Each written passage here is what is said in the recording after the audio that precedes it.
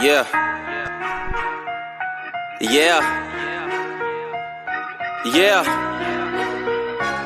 So many lies that you hear from the net, they don't get her respect. She reporting the truth, not a check. You want an unbiased opinion straight from the chest, not a bit of accomplice or someone here for a check. Tune in, these are thoughts from a lawyer on a mission who goes so hard it's like she works on commission. Trolls in the comments might say she tripping cause they lack the knowledge. They don't know they missing. Got a couple current events that you like. Wanna know about law from the eyes. Tired of all these blogs running lies because their agendas are disguised. Tune in to the intellect, cause I'm sure y'all missing all the facts of the case that she steady is gifting. Someone here for the people, man, it's so uplifting. If you ain't subscribed yet, then you just omitting facts.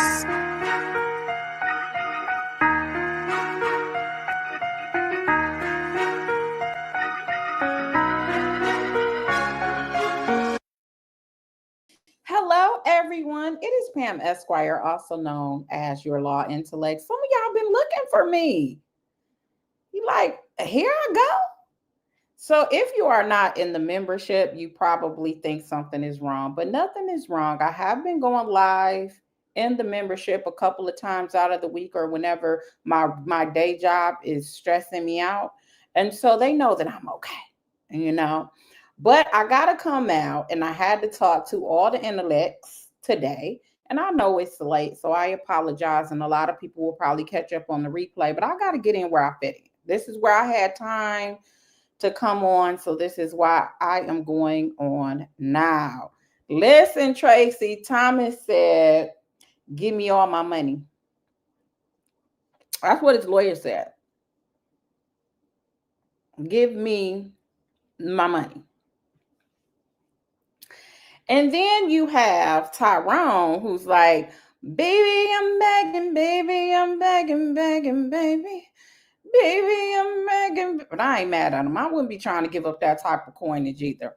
But I came on today, for those of you that don't know anything about what is going on, we have been covering a case that Thomas Dexter Jakes, also known as TD Jakes over there at the Potter's house in Texas, he got sick of y'all online, okay? He got sick of folks online, and he ended up suing a man, Duane Youngblood, who claims that TD Jakes attempted to kiss him, okay? And he decided to file his defamation lawsuit. He also, around the same time, he also sued, was it Google? He sued somebody over there trying to figure out who was making all these nasty AI videos about him. And so he got that lawsuit going on as well. But sometimes when documents drop like that case, I think I just put that in my membership and really didn't talk about it out here. But in this case, for those of you that don't know, Tyrone Blackburn, who we've known to attempt to represent a lot of these people that have these allegations against celebrities, folk with coins, okay? And so Tyrone said, I'll do it, Mr. Youngblood. I'll represent you.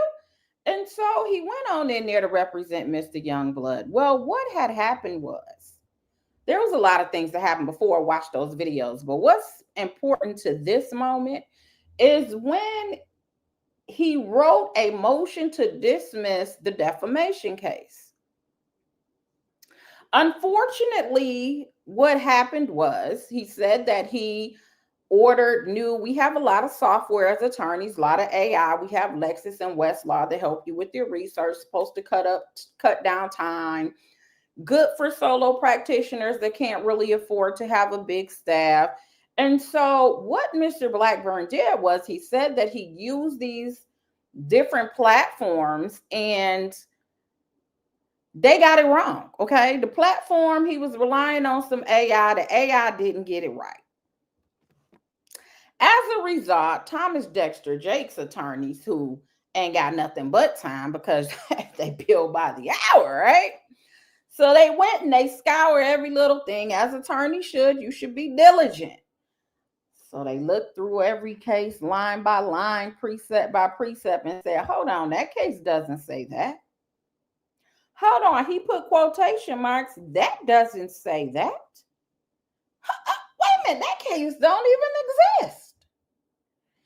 And so as a result, they said, listen, they sent his attorney, sent Mr. Blackburn a letter and said, listen, homie, you got a whole lot of errors going on in here, okay? And then under the federal rules, Rule 11, I'm going to give you time to withdraw this motion to dismiss before I got to spend all this time really dissecting all of your errors and then responding.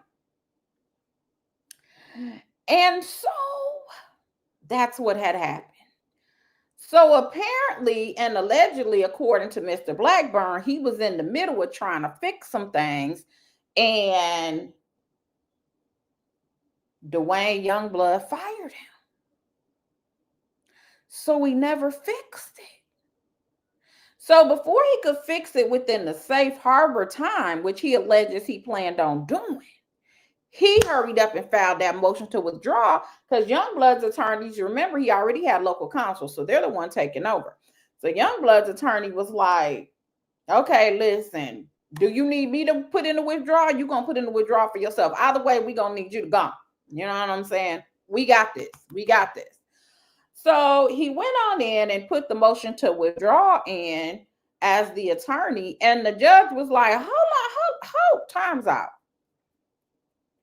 I read that response to that dismissal, and you haven't addressed not one thing regarding this AI information. You misquoting stuff, because even though you may get it from AI, you still are responsible as the lawyer, just like if a paralegal was working. You are responsible.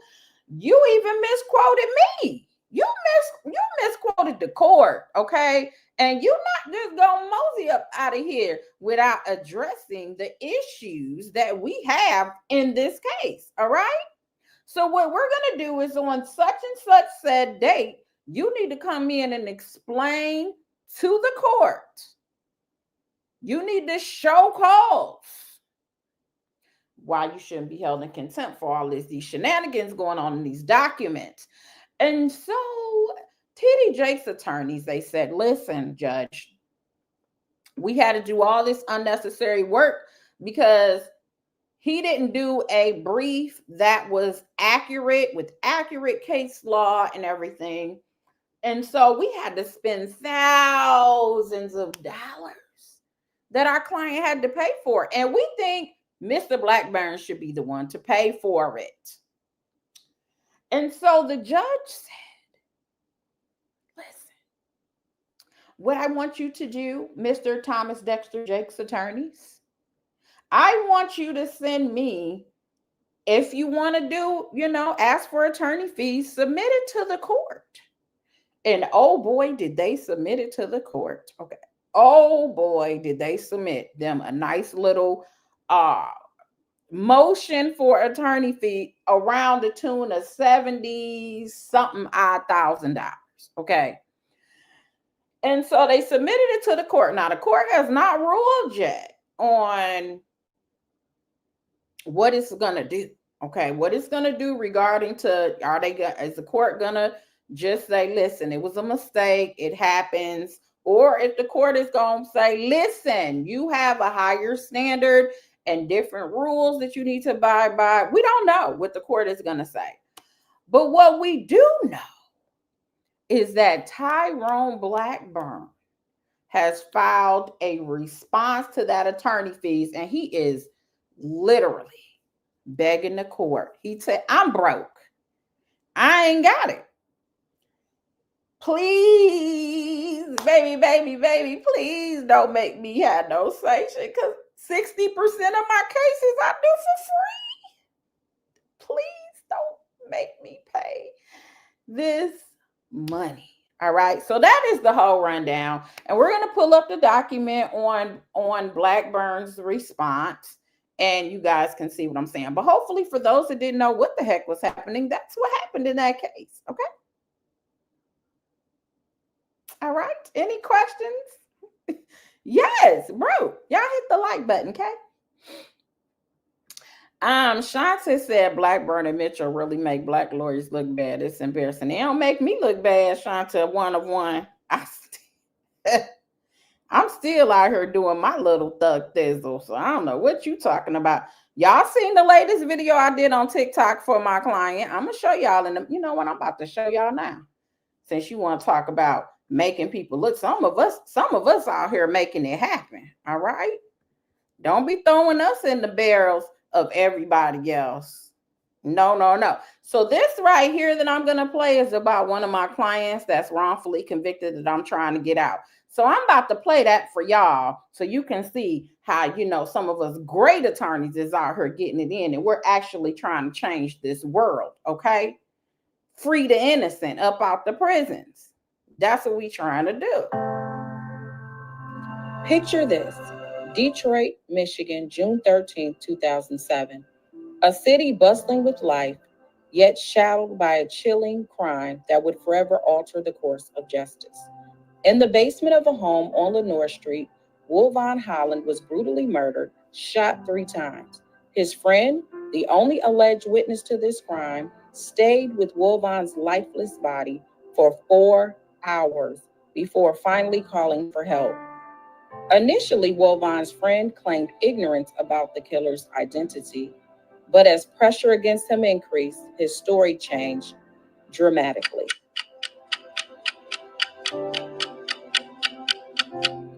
The friend now alleged that he woke up to an argument between Wolvon and a man known as Bama, real name Roderick Herbert, over money and marijuana.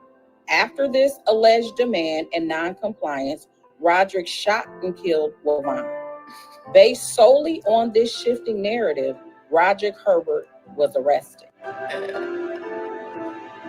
The identification method by this friend? Oh, it changed, just like his original story. First, he saw Roderick commit this murder.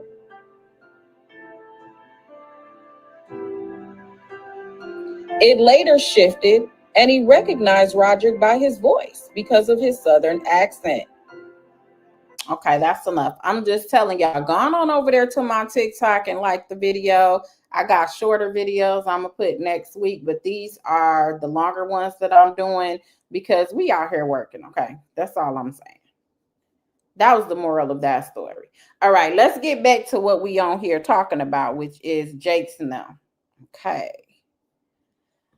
So let's get into this document here. Tyrone Blackburn's opposition to plaintiff's petition for attorney fees. Okay. And before we get into this too, I know I'm digressing a lot, but I haven't been here in a minute. What in the world was going on YouTube while I was gone? I mean, we had Ernest Williams had his hearing. Then next thing you know, everyone is beefing with each other. Then I heard about platforms being struck. Then I seen content creators crying. Then I heard something about nude photos. It was just a lot. Okay, so I needed a break. I was just over there ranting and stuff with my members, but it was a lot going on. We're gonna have to get into that one day, but I know y'all was out. Yeah, you guys were busy. You ain't missed me that much. You was out here busy and all of this mess that was going on YouTube. Yeah, we got to get a media strategy. I want to get on everybody's nerves, Andrew. So you let me know. Let me know. Yeah, that's what I had heard. It was some. Okay, let me get into this for y'all go to bed and go to sleep on me. Tyrone Blackburn's opposition to plaintiff's petition for attorney fees. This is the preliminary statement. Plaintiff's demand for $76,197.63 in attorney fees is excessive, unsupported by governing law, and inconsistent with this court's discretion under Rule 11. I do not challenge that mistakes occurred in the second motion to dismiss. As I explained to the court during the show cause hearing, I come from a military family. My dad is a Marine, my uncles are Marines, and now my nephew is a Marine. Service to the least of these and unequivocal accountability when wrong is how I was raised and all that I know. I have taken full ownership of those citation errors. As I explained to the court at the show cause hearing, However, plaintiff's fee petition overlooks the factual record, the remedial efforts that were underway prior to my involuntary termination, and the legal norms applied by courts in similarly situated AI-related citation error cases. He says, as I explained under oath during the show cause hearing, I began correcting the citation errors immediately upon receipt of the Rule 11 Safe Harbor letter. I was in the middle of preparing an errata. I plan to substitute the relevant pages of the second motion to dismiss with corrected citations when my client terminated me on June 23rd, 2025. Duane said, "You're fired." That's what Duane told him. This unexpected termination stripped me of my ability to complete the remedial process and file corrections with the court under Rule 11C2. The suggestion that no steps were taken is demonstrably false. At no point did I minimize or shift blame. I apologize to the court and counsel for the defendants, and I candidly acknowledge the errors in open court. I explained that I had recently activated new subscriptions to LexisNexis and Westlaw, both of which had integrated emerging AI functions that I was unfamiliar with. While the technology contributed to the citation error issues, I accepted that it was my responsibility, not the tools, to verify every case before submission. My mistakes was not fully auditing each citation before filing. That's on me, court. Judge, that's on me. I made no excuses then, and I make none now. He said, since the events at issue, I've completed more than 11 hours of CLE courses, so continuing legal education, focus on artificial intelligence, ethics, data protection, and small firm compliance. So he immediately said, woo, I might need to freshen up, or learn some things so I don't fall into this little crisis and this little predicament again. These courses, spanning both New York and New Jersey CLE accreditation systems, reflect my genuine effort to deepen my understanding of emerging risk and best practices surrounding AI in the legal profession. A true and correct copies of my CLE certificates are attached as Exhibit A. Now, I just gotta say this. Blackburn, I don't understand. Why can't you hit the space bar between your heading and when you start typing down here? Why don't we have a space right there? I need you, like, just click return and then start typing. Okay, that just grinds me. You do it in every brief. Okay. Angie said, I apologize. Hey, Just Lisa Jones, you're not late. We're just having night court here. Okay, so those are all of the ones. So on July, so he been on it. July 18th, he took something, catching up to AI ethically. July 18th, he took 1, 2, 3 different courses. He was busy that day. August 5th, he took one on generative AI. August 6th, he took something on AI. August 6th, he took 2 classes on AI. August 8th, he took 1, 2, 3, 4 classes, it looks like, on ethics and small firms and Chat GPT, generative AI, and then on August 7th, he took artificial intelligence and Chat GPT. So he said he got 11.75 worth of credit hours. He says, I am a solo practitioner. Approximately 60% of my cases is handled on a pro bono basis. That means free. My representation of Mr. Youngblood was entirely pro bono. I do not possess the resources to pay $76,000 $197.63, or any amount without jeopardizing my practice and my clients, most of whom are indigent or survivors of sexual abuse. As discussed below, across the country, judges have opted for education and caution over punishment. So he's asking for alternative sanction. His continuing legal education should do, not financial penalties. And so he says, if the court is inclined to issue any sanctions, I respectfully request that it consider a non-financial remedy, such as mandatory continuing legal education and public admonition.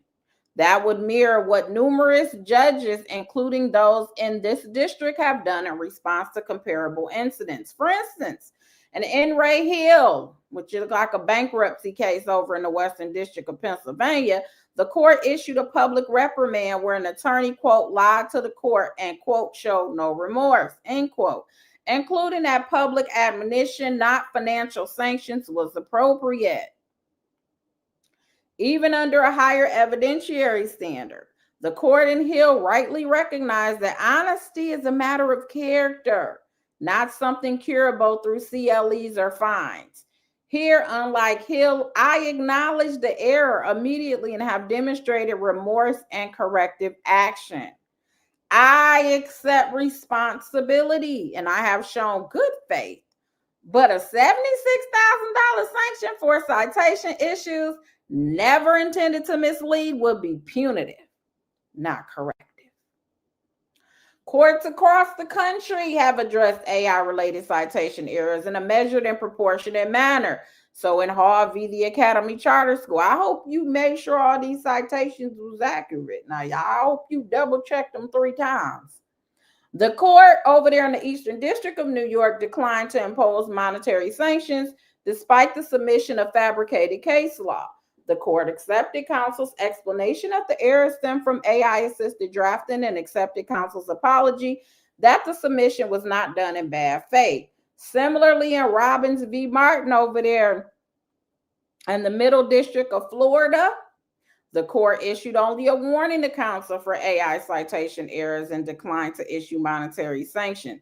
Let's go on over there to Mavie v. Commissioner. That's in the District of Arizona, just on August 14, 2025. So the other day, the court likewise declined to impose any financial penalty for AI-generated hallucinated citations. Instead, the judge acknowledged the widespread learning curve surrounding AI tools and opted for a public admonition. In the matter involving Johnson v. Dunn, that's over there in the Northern District of Alabama, that was just on July 23rd of 2025, the court also declined to award fees and order only corrective education. These cases reflect a growing recognition that honest, non-malicious errors in the use of AI tools warrant education and reform, not financial ruin. The approach better supports the long-term integrity of the legal system, especially when, as here, the attorney promptly acknowledged a mistake, took steps to prevent reoccurrence, and acted without bad faith. Are y'all hitting that hot like button? Kelly said no, he needs a financial penalty. Well, dang. Mark Jack said he doesn't say that when he's trying to shake down black celebrities. Wait a minute. I think it's very interesting, though, like for me, and that's not everybody. When you do personal injury case, so when he says pro bono, like I said, I don't know if it's because he takes cases on contingency, which is what most civil lawyers do if you do personal injury. If you do personal injury law, that's why you hear you don't pay unless we win. No, we don't take your case unless we think you're gonna win. So you come on here with that broken leg or something. We not out here trying to roll the dice. Usually we got some good information that we gonna win, right? But that's how it goes. You don't pay unless we win. So that means if you win, then you get, a third is where we are here. You get a third of the total amount of the verdict or a third of the settlement, whatever it is. And so I think it feels like, and I'm just speculating because I don't know. I've not talked physically talk to Blackburn, but it feels like maybe he was it's risky. Like, how do you currently have a case against Diddy? Currently, you have a case against Sean Combs, but you're saying I don't have money to pay $73,000. You might, on those type of cases, you need to be able to do forensics research. You need to be able to have experts. Why? Because you got to match their abilities. You got to match their abilities. That's why a lot of people don't sue people, because they don't have the financial, unless somebody else is willing to take on that burden on their back. Because if you put in all that money and you end up losing, you don't get that money back. You can tell them you got to pay for my costs or whatever, but are you really going to get it from your clients? Probably not. You win, you get your money when you win. So how are you taking monies that you're essentially telling to the court, I can't afford the cases that I'm pretty much doing? Because $76,000, you could spend that easy. I ain't trying to say it just ain't no money, but I'm just saying you could fly an expert. I think like Nikki Gilbert that did with the P-Valley situation, my friend Nikki, she was saying, I think she paid $50,000 for her expert that they didn't allow to testify. I'm like, this stuff is no joke. When you take, but you can make a lot of money at the end too. You get a $20 million verdict, all them little $100,000 you done spent, and you get it all back out of the money. But how are you? I don't know if he's saying he's really doing it pro bono or he's doing it on contingency, which means you're trying to get it up front, which would also make sense while there's all these demand letters that people talk about.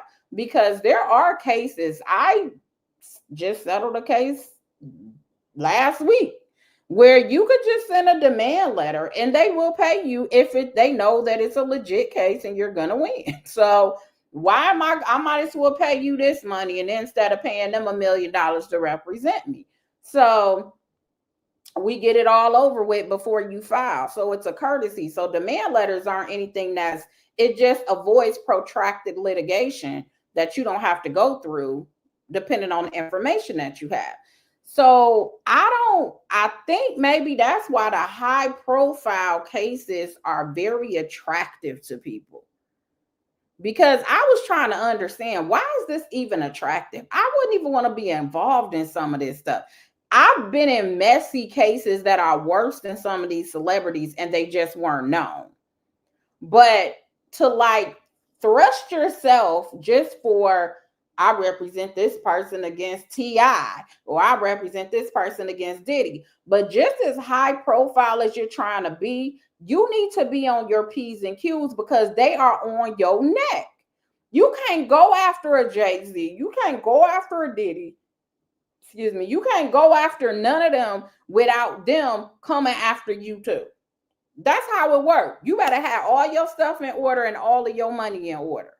That's how it works. So if you're going to get into that high power stakes game, they got the money to play with you all day long. They got the best investigators. They got the best experts flying from all over the country. I remember having a case where the expert they used was I think it was based off of the story from Will Smith, concussion. I said, well, dang. You know what I'm saying? You went and got the real deal, huh? But if you got the money to go do it, you got the money to go do it. That's all I'm saying.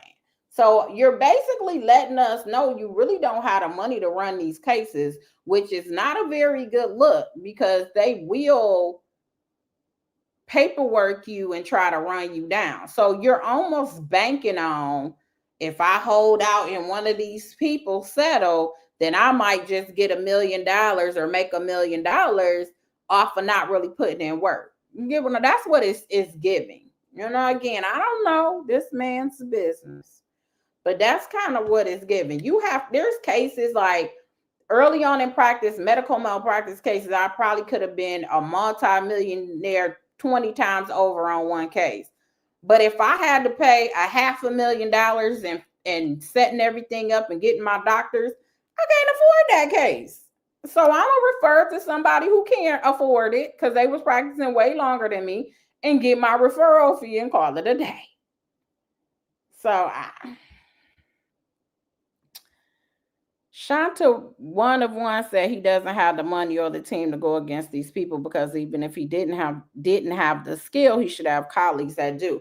Yeah, if you look at a lot of these cases, like for instance, L.A. Reid, which is a case I talked about a long time ago, he is going to trial in a couple of weeks on an actual assault case that somebody is accusing him of. It's a civil case, and he has like three or four firms on his case representing him.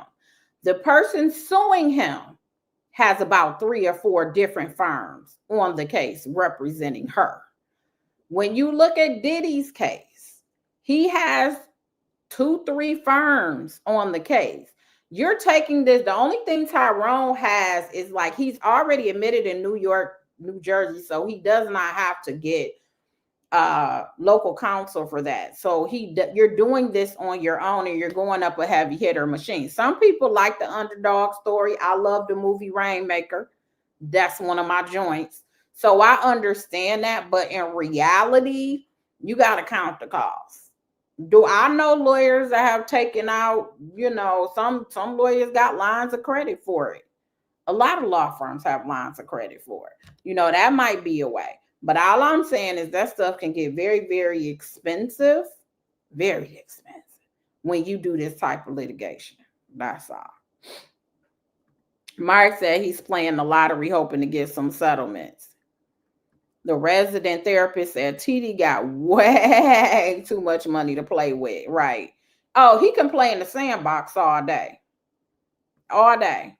Exactly. Messy can be bad for business. Likewise, I do not allow anyone to film a therapy session in my office because I don't need the liability. You never know what could come out. Yeah, and they end up calling you to the stand like the Menendez brothers. You said I've been hearing his name for about 5 years now and he ain't one. And that's another thing. A lot of these high profile people you see. Now, I know y'all be dragging Busby, but Busby got some cases under his belt. Like he's made some hefty wins. Like I've looked into Busby before. I think he just was throwing his hat into all these Diddy lawsuits too. But he's not, in my opinion, in the same category as like Blackburn or Ariel Mitchell or the newer, those are considered kind of newer attorneys. He's not really in that. Busby been around for a little minute and he got some good money. Okay. So, and he's come after a lot of big corporations and he's been successful. He's got $100 million verdicts.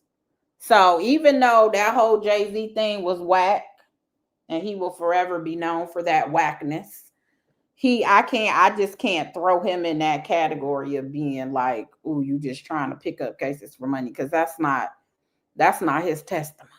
Busby got a couple dollars. So, you know what, Shante? All right, let's get back to the begging document. I ain't mad at him. I wouldn't want to pay $78,000 either. So shoot. I come in agreement with you right now, Blackburn, with this begging with the court. I pray the court gives you grace and mercy, because I won't want to pay it neither. So then he says, check this out. Now he's apparently there was some issue. The attorney, let me just read it. So he says, I respectfully place the court on notice of extrajudicial conduct undertaken by plaintiff's counsel Dustin Pauch, which has caused me significant personal and professional harm. On or about June 11, 2025, Mr. Pauch filed an ethics complaint against me with the New Jersey State Bar, and based on the nature of the allegations, I reasonably presume he filed similar complaints with the New York State Bar and potentially others. These complaints falsely accuse me of misrepresenting my admission to the District of Columbia Bar. So he's alleging Now remember, with the Ariel Mitchell case, see, all these people seem like they all looking at what people are doing on some of these high profile cases. But with Ariel Mitchell, remember the case she got against Trey Songz, it was an issue where it was some allegation about her allegedly bribing a witness tampering or something. The court didn't sanction her, but it still was being reviewed by the ethics committee, who has now filed a complaint with the Florida State Bar. So according to Blackburn, he's saying Jake's attorneys, Mr. Posh, was lurking around looking at different stuff or whatever, and he reported him to the New Jersey bar, and he presumes basically New York is going to be next. So he says, rather than extending the professional courtesy of a phone call or email, Mr. Posh chose to expend time and presumably his client's money contacting every state and federal licensing body to confirm my bar admission. His grievance, which was Exhibit C, and it was 100 and some pages, so I didn't download it, states that because he was not immediately provided confirmation of my DC bar admission, he proceeded to report me to multiple disciplinary authorities. So according to him, he's saying this man filed a grievance on him because he couldn't verify that he was really barred in DC, even though he was representing that he was. So he just proceeded to report to the licensing agencies. I'm going to have to read it on my own time because I just want to believe that it was more to it, because I'm not an advocate of playing with licenses that folks worked hard for over one case, but I'm going to look at it and I'm going to check and see, because I don't know. I'm speculating because I didn't read that 100 and something pages of that Exhibit C before I came on, because I was trying to come on and come off and say hi to y'all because I hadn't been on here in a minute. So anyway, he says this was a gross overreaction and, in my view, an abusive use of the grievance process. As a result, I was plunged into an unnecessary ethics inquiry by the New Jersey Office of Attorney Ethics and have been forced to retain an ethics attorney at my own expense, despite my limited resources and pro bono center practice. I now face the additional burden of preparing for possible follow-up reviews from other jurisdictions despite having done nothing wrong. For the record, I am duly admitted to the District of Columbia Bar. I was officially sworn in on May 7, 2024 by the Honorable Catherine H. Parker of the U.S. Magistrate Judge for the Southern District of New York. Any suggestion to the contrary is unequivocally false and could have been dispelled with a single phone call or email. Instead, plaintiff's counsel chose to escalate a good faith litigation dispute into an attempt to trigger professional ruin, weaponizing the ethics complaint process as a form of retaliation. This type of conduct exacerbates the punitive impact of an already excessive fee demand and highlights a troubling lack of proportionality in the plaintiff's litigation strategy. In the context of Rule 11 dispute over citation errors, I have publicly and fully owned this extrajudicial campaign is not only unjustified, but also corrosive to the integrity of the adversarial process. So he's alleging that they snooping around the bars trying to snatch his license up. Thank you, Granny the Great, for the super chat. My first I did have a goal of 5 super chats, so I'm gonna need 4 more people to get some super chats. Okay, will there be 4 more? Thank you so much, Granny the Great, for starting it out. Toria said Blackburn ambulance. Dang, Toria. Well, goodness. Yeah, the one with Chris Brown. Do you guys remember also, she did a demand letter, I think it was against Conor McGregor, That came and went away so fast that nobody even talks about it. The demand letter, which is usually in our firms, like you give it to the other party, ended up like on Shade Room or something. And then we ain't hear nothing else. So I don't know. I don't know if she continued with the case. I know who his attorneys were, and they was livid. And they were like, oh no. Nah. So nobody heard anything about that. I'm sure if a complaint was filed, we would have heard about it. But yeah, so the Chris Brown, he was like, it's cap. He just started putting stuff like, oh, everything is cap, putting it in his little Instagram stories. And then he started posting actual video recordings and text message screenshots. And then I think she dismissed it or something. Thank you, Paula, for the super sticker. I appreciate it. We need 3 more. 3 more. Thank you, Gwen. You said thanks for all you do for us. Thank you so much for supporting. I appreciate it. You said the one against Chris Brown, I think, didn't go anywhere. He put out the text from the girl. Yeah, I don't think she actually filed it.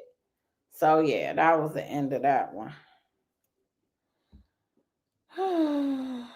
You said he gonna make his Tyrone Phillips. I got the same name, Tyrone.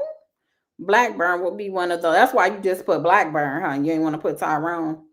Blackburn will be one of those lawyers that is about to make his family mad with him. He will not be a lawyer about it. No, we're not going to say that. Y'all are harsh up in this chat. All right. So then Blackburn goes on to give more information about hallucination. So hallucination are basically fake cases. So it's like Gratiot versus 7-Eleven, and then it just quotes what you want it to say almost. You like Google, this person said this about me and I want to sue them for defamation. I need a case that says this phrase is defamatory. And then I put that in the little chat box, and then they come back with some random case, and you like, dang, this case is on point, which is oftentimes it's hard to like find exact cases, that really address your issue. And so when you're able to find it, you're like, oh, okay. But really what happened is they just kind of made it up. So things like Chat GPT, I heard a lot of the general AIs do that. And again, they call it AI, but really they go back into the databases that's already there. So is it really AI? I don't know. The information is already there. So like if you go on Google and you type something and the AI portion comes up, they're just researching what's already been on Google, what somebody else looked up. So somebody looked up, so you can almost find anything for what you're trying to get. So like with the Tory Lanez, people were like, we need case, when they get to go for oral arguments for the Court of Appeals, it's not rare, is it? Then they're gonna come back with, no, it is not. It is not rare, because in so and so they'll find something to support what you say. And sometimes, as you guys know, things that are on Google or any of the search engines aren't 100% accurate. So anyway, allegedly, at least one of the cases was supposed to be a hallucination case, like it wasn't real. So they say the rise of generative AI tools has not only impacted attorneys, but has also led to citation errors in judicial opinions. In multiple instances, federal judges, including the Honorable Julian Xavier Niels of the District of New Jersey, have unknowingly incorporated hallucinated cases or quotes into published orders, only to later withdraw those opinions after the errors were discovered. For example, in In Re Core Medic Securities litigation, that's in the District of New Jersey, Judge Niels withdrew a written opinion after it was revealed that the ruling included non-existent case law and fabricated quotes. Similarly, in the Southern District of Mississippi, the Honorable Henry T. Wingate entered a temporary restraining order and included fictitious allegations and parties, a mistake that was later attributed to clerical oversight influenced by AI-generated drafts. These incidents demonstrate that AI hallucinations are not a matter of willful misconduct, but an emerging professional challenge affecting even the most experienced members of the bench. I raise these examples not to deflect blame, but to highlight the broader context in which my errors occurred. I did not willfully submit fake citations. I did not attempt to deceive this court or opposing counsel. I made an honest mistake in failing to audit all citations after using legal tools that now include AI-assisted functionalities. The legal profession as a whole, including judges, law clerks, and attorneys, is learning to adapt to these powerful but imperfect tools. What separates professionals who err from those who mislead is what happens next. In my case, I took immediate steps to investigate the error. I prepared corrections. I appeared before this court and took full responsibility without excuse. And I have since completed multiple CLEs focused on AI ethics, legal technology, and solo practitioner compliance, all in an effort to ensure this never happens again. In this broader context, I respectfully ask the court for grace. Grace. He should have put a scripture right there. The use of AI tools is reshaping our profession in real time, and no one, judge or attorney, is immune to the risk of citation error. I have done everything in my power to remediate the mistake, educate myself, and protect the integrity of my practice. I ask only for the opportunity to continue that work without the crushing weight of a financial penalty that would cripple my ability to serve the public. For the foregoing reasons, I respectfully request that the court deny plaintiff's petition for attorney fees in its entirety. Alternatively, suppose the court deems some sanction appropriate. In that case, I ask that it adopt a proportional, non-monetary remedy in line with how courts across the country have treated similar situations involving AI-assisted legal drafting errors. A sanction focused on education, transparency, and accountability would serve justice far more effectively than financial penalties that will cripple a solo practitioner engaged in extensive pro bono work. That is the end. Thank you so much, Miss HLS. I thank you so much. That's it. So what y'all think? Y'all think the judge should say, it was just a mistake. Mistakes happen. We're not going to tax them $76,000. That's a lot of money. And that's that. Tyrone says, see how he is scared of going to jail and losing his law license. That lawsuit on him is looking good from here. Well, he's going to have to be dealing with the bar. It looks like, well, you know what? I'm not going to say that. Strike that. What I will say is there have been other lawyers, such as the one on Fat Joe's case, who have all mentioned trying to come against licenses based on some of the lawsuits that were filed. So, yeah. And I get it. When you are not a big name, you don't want people to think they can bully you. And so you don't let them bully you and punk you into the corner. But what that does is you have to be on your P's and Q's.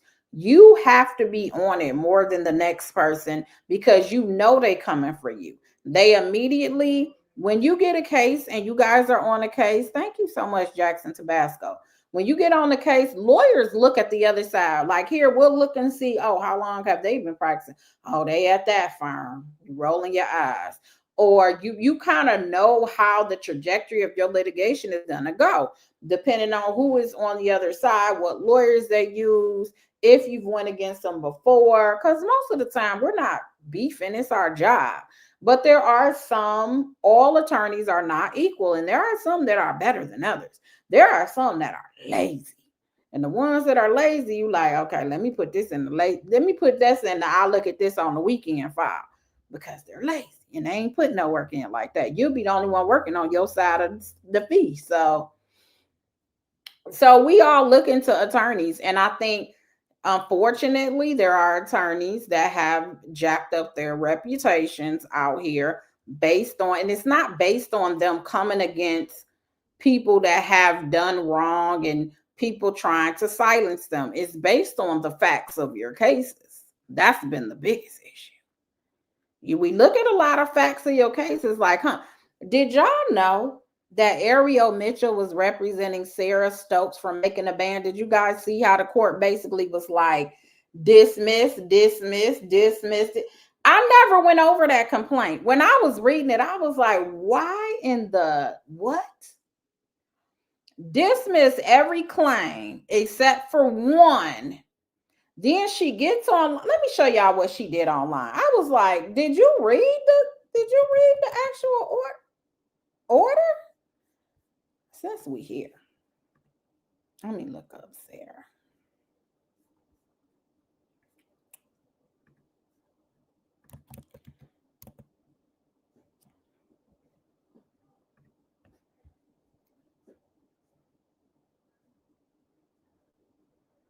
Did she take it down? She might have took it down because they was kind of roasting her on her. Yeah, I think she took it down. Dang. That's what I get for coming on so late. Let me Google. Somebody done captured it. I know they did.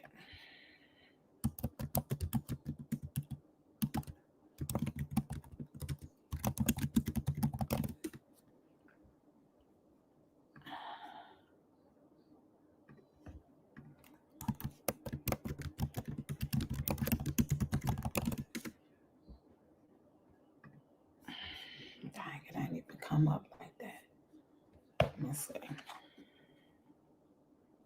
Anyway, she came out there. So the judge was basically like only one count they weren't dismissing. It was against Diddy for sexual assault. However, she was only contemplating whether she was going to dismiss it without prejudice or dismiss it with prejudice. That was it. Based on some case law. Remember, I told you a lot of those cases aren't moving because they're stayed waiting on the Court of Appeals decision on that gender motivated violence. So basically, that's what the judge said. I would be dismissing this last one, but I don't know if I should dismiss it with prejudice or without prejudice, and it all depends on what the Court of Appeals has to say. She got online and was like, the most important one is the one that's still there. I still move forward. And I'm like, girl, did you read the whole order? Did you read the entire order? They were roasting her online. Like, read the whole order. What are you doing?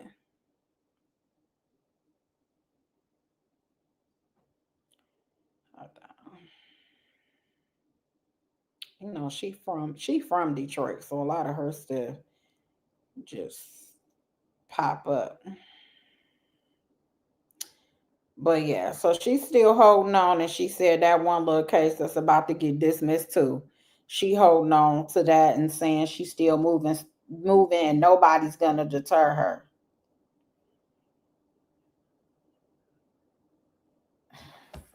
It's crazy. I'm not getting any notifications anymore. You got to start going live more. Apparently, yes, I understand. Well, hit the like button, so that might help. What else y'all want to talk about, huh? Y'all want to talk about all this drama out here on Instagram that I've been avoiding? Thank you. Yes, thank you for helping me reach my goal. Classy said, "Nah, you got to pay up, Tyrone. She wants to be a content creator. She should just go that route. I think some of them just want to be within proximity of celebrities. But here's the kicker for all of the people that I'm not newer in the game, but I ain't old in the game. I've been doing it for about 15 years. That do sound old. But, you know, there's something people do till they 90, all right? So I'll probably retire before that, but I'm just saying. when you put out good work, you don't have to chase down celebrities. You don't have to try to be in the vicinity. I turned down, I've turned down some celebrities. Like, you don't have to do any of that. I get emails all the time from some of your biggest content creators.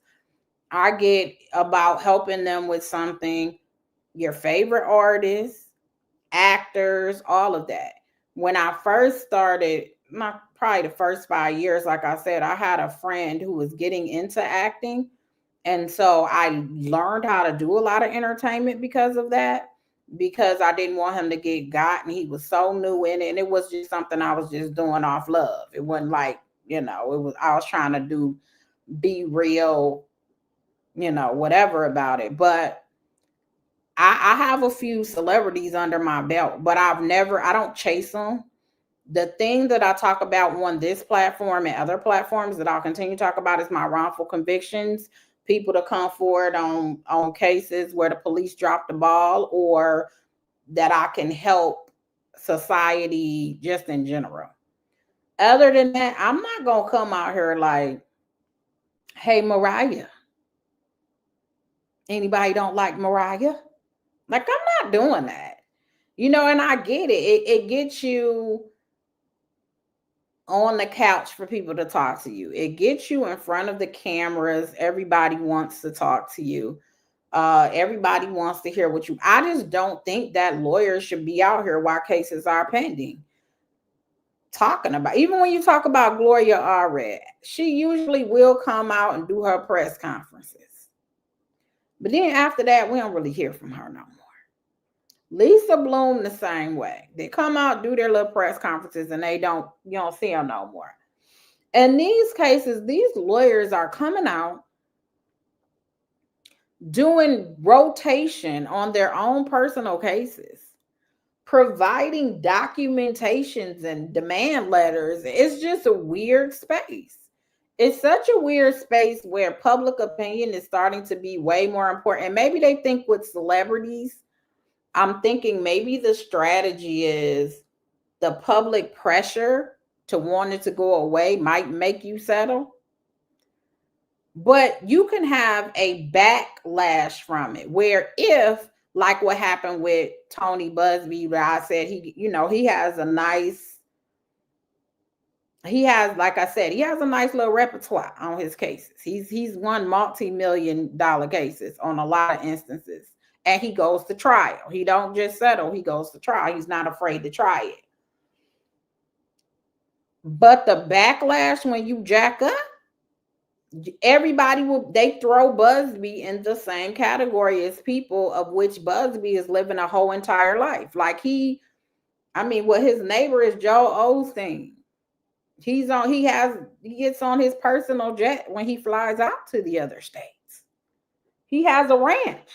Like he definitely ain't about to get on no document and say, I do mainly pro bono. I only got $78,000. I don't got $78,000. You're not gonna get that from Busby. That's what I'm saying. But people will, because you're so out here, and these people are losing in public. You're being loud in public, and then you're looking like losers in public. How do you think that's going to affect your firm and your professional just identity out here as an attorney? How do you think that's going to affect you in the long run? Because your greatest marketing is your former clients. I got an email last week from somebody who sent me an email from 2020 from a whole link and was like, you represented me back in 20. I don't even know what she's talking about. Okay.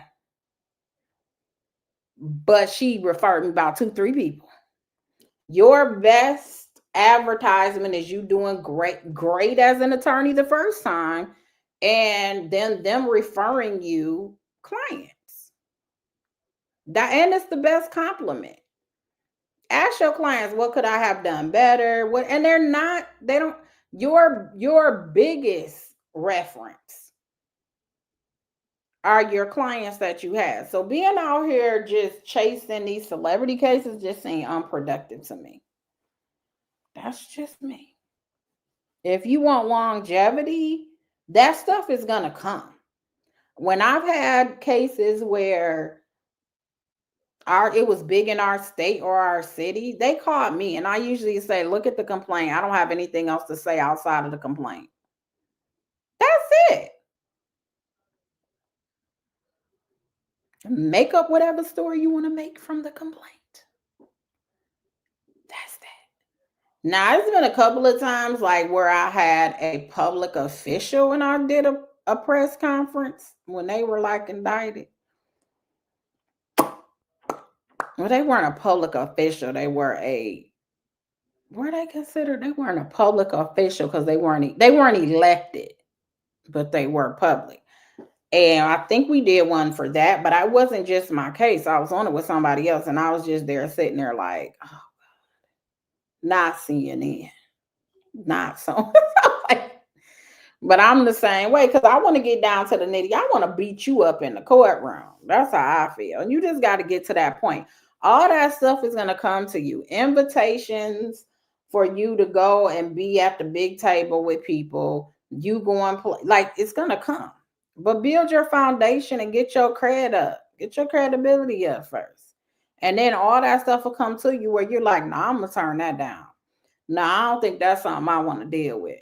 Oh, you had a baby by that person? Yeah, I'll take that. You know, you can pick and choose. But right now, being out here like it's Hunger Games, that's how it is on YouTube. Shoot, that's another conversation. People on YouTube acting crazy. These are younger attorneys. They're more interested in social media attention in their craft. Well, you're going to get it. You have to be prepared to the backlash too. That's all I'm saying. You can't control, yes, you have freedom of speech, but you can't control how people respond.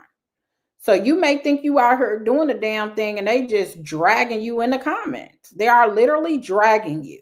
And where'd you get your bar card from? The Cracker Jack box? And you may have been an excellent attorney, but you out here looking crazy because you got a bunch of people. First of all, half of them don't even understand how the law works. So you're out here and they're just going by perception and you looking like a bozo. And you might be a great attorney. This is the risk you take by just trying to be in the public all the time. Because the public is going to give you their opinion. They don't care about your feelings. They don't care. Shantae said, I think Busby also comes for money and he has the complexion for the protection. We have to be 20 times better. Most of us know that, but they don't. Yeah, and imagine being a Black woman out here and you 2% of the population of attorneys in the United States of America. That's why you'll always see me when the Black female attorneys are doing their thing. I'm going to talk about it because it's almost like a club or something, like just root each other on. But yeah, you stay up longer, you study harder, you got more cases, you try to be prepared for every little thing that may or may not happen. You are prepared, overly prepared, and that's just what it is. When on the other side, they might just get, what case is this again? They like, and you done put 3 days of work and they ain't even looked at the case till that morning. It just is what it is. I think trying to be, because what is the point? Again, the point of a lot of this is you're going to get attention if you sue a Diddy. You know you're going to get some attention if you sue a Fat Joe. You know you're going to get attention if you sue. Jakes is the one that sued in this case, but you know what I'm saying. So I think that a lot of it is trying to get recognition as a lawyer. Man, just let your work speak for you.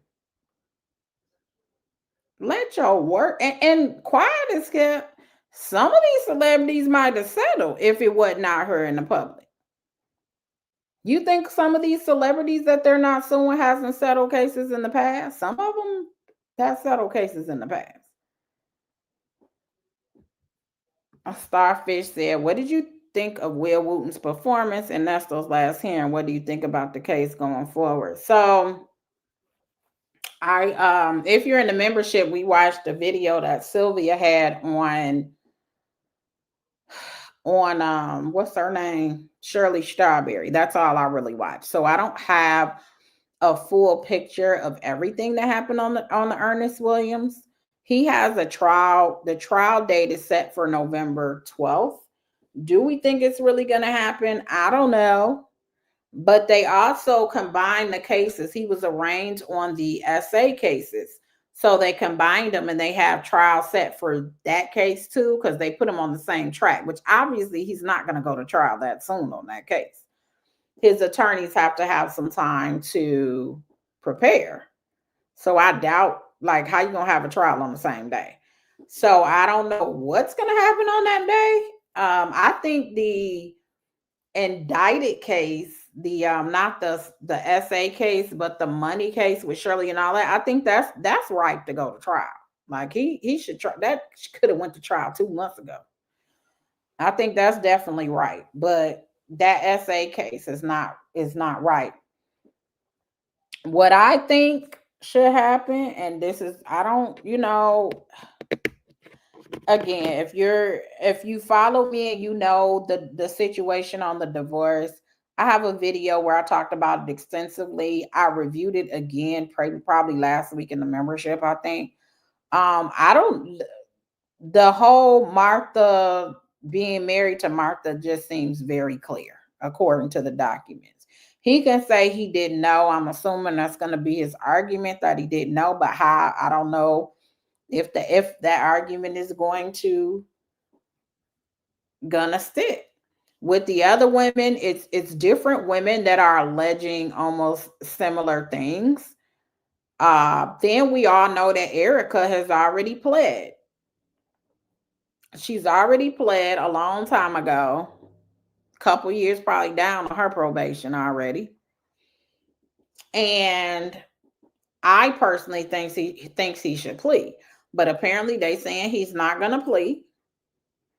I think if they offer him something ridiculous like 10 years, then you might as well just roll the dice.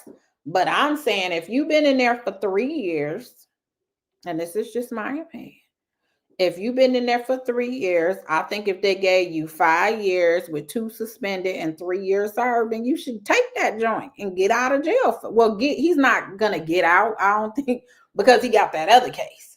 But at least that one would be over with. I think that other case, he need to focus on that, because that's a capital case. Now, again, they don't do the death penalty for grapes anymore. There's a United States Supreme Court case on that. However, you can go to jail for the rest of your life, and your life is a bit shorter the older you are, but you will die in prison for that type of an allegation. And so I think he should focus on that. But that's just my opinion. I think all of this trying to get people to think you ain't do this and you ain't do that, it's not even worth it at this point. You done did 3 years, bro. I'm just saying. And it's like saying everybody is just lying with similar stories. Will a jury believe that? I don't know. And then when you look at the Shirley Strawberry, like the video, if y'all want me to ever go through, I will again, if we ain't got nothing else to do. It's been a slow, it been little things happening, but it hasn't been anything like really exciting, I guess, in the Hollywood legal realm. But when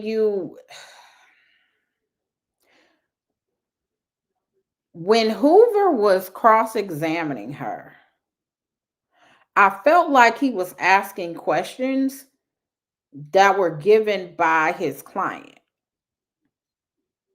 And I don't know if he really knew the information that he was asking the questions about. So, for example, one of the key things they'll tell you is never ask a question you don't know the answer to.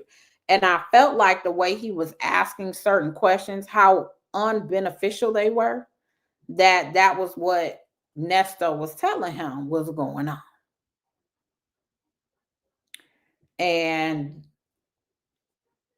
if it's going to be more of the same of that, then I don't think. But Listen, the judge still got a rule on dismissing the whether he's gonna dismiss the whole motion for suppression or if he's gonna suppress the case. So you said you with that 100, Dr. John.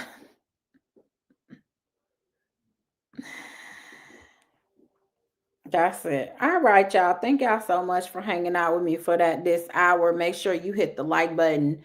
If you are not on TikTok, go on TikTok, like my video about my client. I'm going to post more. I'm going to put some on Instagram, but I got to make them shorter because the big video is like 7 minutes. It ain't really long, but it is long for today's attention span. And the 7 minutes kind of tells the whole, well, of course it ain't the whole story, but it gives you a great idea of the whole story. And so that's why it's so long. But I'm just going to do little snippets as well. So when I do it, if y'all could share it, that would be great. But anyway, if anything jumps off, I plan on coming back. What's today? Tuesday? Yeah. If anything jumps off, I plan on coming back. So thank you guys so much. I'm sorry for those that didn't get the notification, and you're going to see the replay. But thank you so much for coming in on the replay, and make sure you hit the like button too. And you can also super chat, super sticker, cash app, whatever you want to do to support the platform. I missed you all. Thank you guys so much for hanging with me this late at night. And I'll holler at y'all later.